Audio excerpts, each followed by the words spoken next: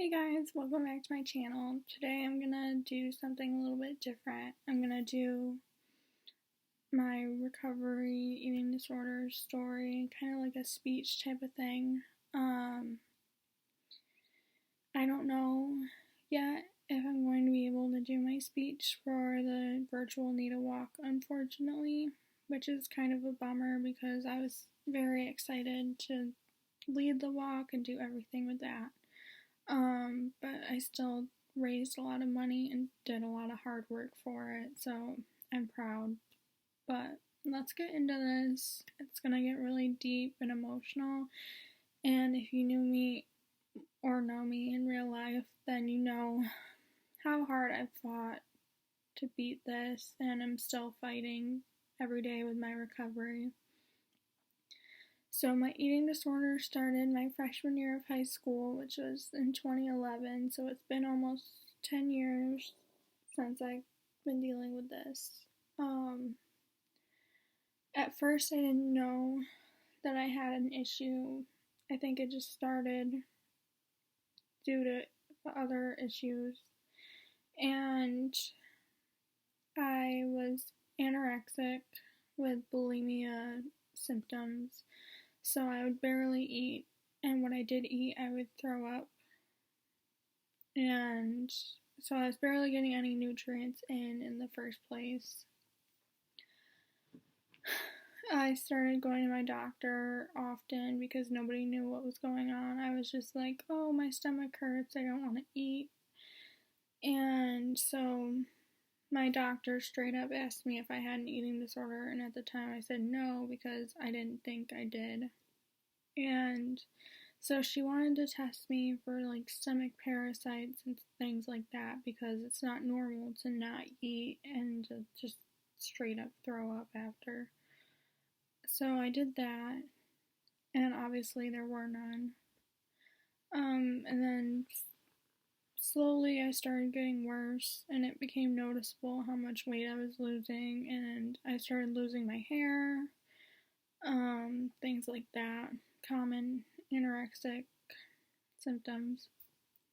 And I started to get lightheaded, and one day at school, it was like towards the end of the year, I started to feel lightheaded before school even started.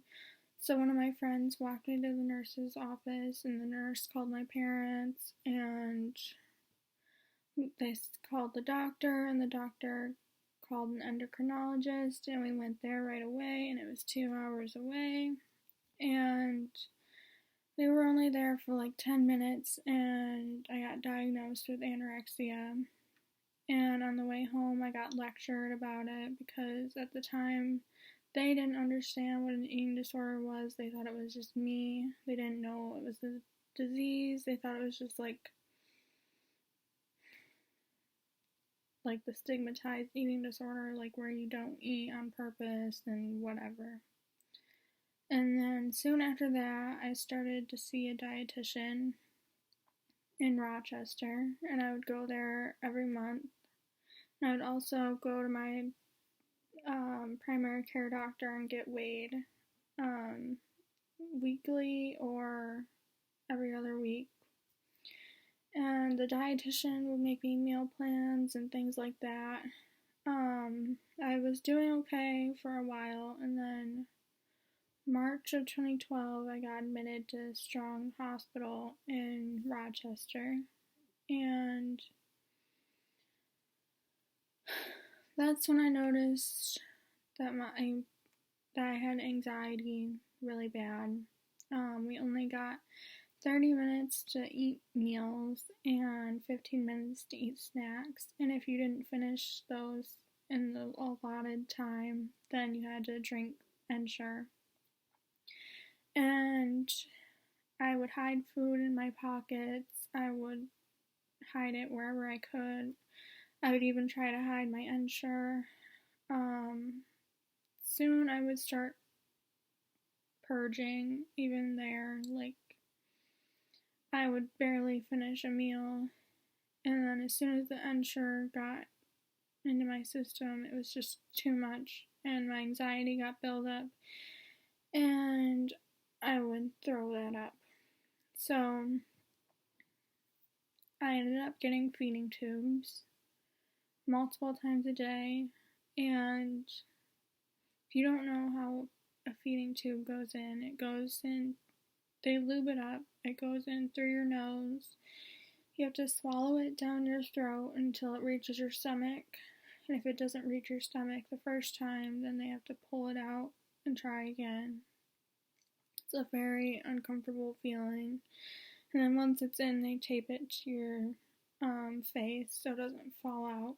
So I would get those multiple times a day and at night for a few hours. And of course, the Ensure went through the tube and you could feel it drip through and like taste it a little bit. And at night, I would pull out the feeding tubes by myself. And you know those pink buckets that you get at the hospital, like for if you're gonna throw up or whatever. I had one of those, and I would pull out my feeding tube by myself at night and let it drip into the bucket and then hide the bucket under my bed.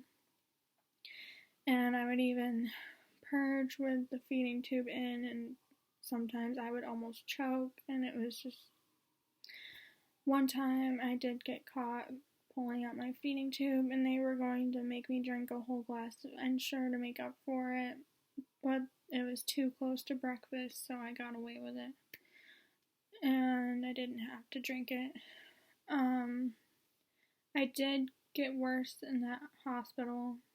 I don't know if it was because there wasn't a lot of rules or what was going on, but I did get worse there. I lost more weight than I was gaining. Most people that were in that hospital got sent to a residential treatment center after, but I had to go all the way to a hospital in Philadelphia because I was so bad. I remember my last day at the hospital, I had my best friend come see me, and I had family members there, and I was allowed to eat in the cafeteria with them, and it took me an hour to eat like 2 pieces of an orange. And I know that sounds ridiculous to somebody that doesn't have an eating disorder, but that's how bad I was at the time. And after that, we walked around the hospital a little bit, and the whole time I felt like I was gonna pass out. And my dad kept asking me if I needed a wheelchair, and I said no.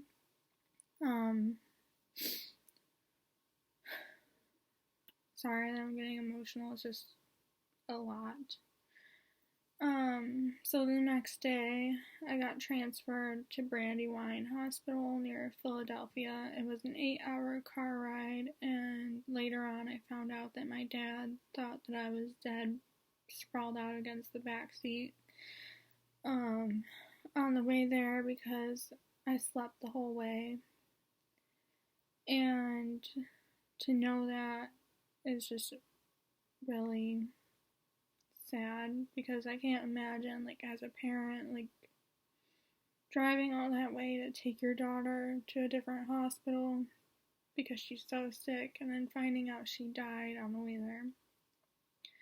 But that hospital saved my life. I did get threatened with a feeding tube there, but luckily I didn't get it.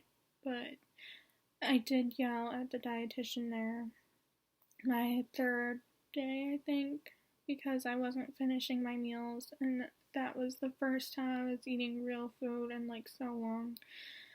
And she was threatening to give me the tube, and I yelled at her like in front of everybody, and I was like, sorry, I can't finish my fucking food, like straight up. And usually I'm not like aggressive and I don't yell at people, but that like really triggered me because I was trying really hard and I was eating like what I could at that time. So I was there for a few weeks, and then finally I was able to go home after being gone for like 2 months. Because when I got admitted to the first hospital, I went for a dietitian appointment, and I was bad enough that they admitted me. like, right then and there. So I didn't get to come home or anything. Like, people had to bring me my clothes and things like that. So then I was home for a while, and then I got bad again, and I got admitted to a residential treatment center, and I went there twice, but this time, I was there for a little over a month, and this place wasn't as intense. Like, we went on outings, we went places. Our parents were able to come and they were able to get educated on what an eating disorder is, and they helped prepare meals on weekends and things like that. So it was really nice. And I think that helped me want to get better. So once I was discharged, I had to do summer school for gym class, which was really stupid, but whatever, it helped me graduate on time. Then I was home until August, and I had to go back to the same center, and this time I was there from August to October, so I started my junior year in treatment. And then on October 5th, I was discharged, and that's when my recovery really started. Once I got home, it was still hard. I had to wake up at 5 in the morning every day before school to have enough time to eat breakfast, and there were times I would sit at the table for hours just to finish a meal. It was really hard, honestly, and I'm really lucky to have my dad because I wouldn't have been able to do it without him. There were so many days that he sat there at the table with me until I finished my meals, and he always supported me and made sure that I got better, and he took off work so many days to come see me in the hospital or come to the treatment center and everything. So I'm really thankful for my family and my friends that I had during this time. But it hasn't been easy. Like, I'm sure you've noticed, like, on social media, there was a time where I lost a lot of weight, and then gaining weight back was really triggering for me. But I'm happy to be alive still, and happy to be where I'm at right now. It's still not easy. There's times that I barely eat in a day. Like, sometimes I'll eat like one meal a day and a couple snacks, if that, and then I don't know. It's just hard. Like, it'll never go away. And I know that. And it's hard to cope with. And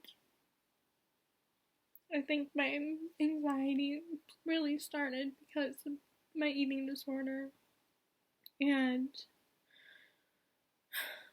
living with anxiety and panic attacks isn't easy either. But it's just a part of life. And it's made me a stronger person in general. And as much as having my eating disorder sucked, it's really made me who I am. And I'm lucky to be here today and be the woman that I am today, because I wouldn't be as strong as I am, and I'm very lucky to still be here. And I'm sorry that I'm crying. This is just emotional. But I'm gonna end this now, and if you have an eating disorder, please get help. You deserve it. You don't deserve to live like that. No one does. There is hope. If you want to reach out to NEDA they're a good organization and you deserve to get better, and I hope that someone sees this video and it helps them realize they deserve the help and that recovery is possible. Thanks for watching, guys. Bye.